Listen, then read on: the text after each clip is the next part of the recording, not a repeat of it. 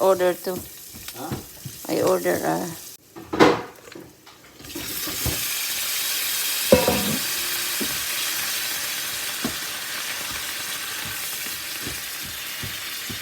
Ooh, yummy! Ang aking prawn.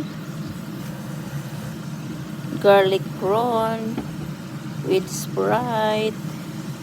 Ito yung leftover. Fresh po ito siya. Nilagay ko lang sa freezer. And lulutuin na. Yan na yung aking dinner. With rice, syempre.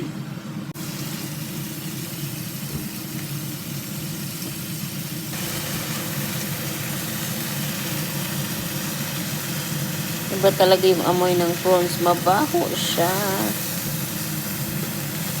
Lalagyan na natin ng Sprite. Baliktarin muna. Tapos Sprite na. Sarap.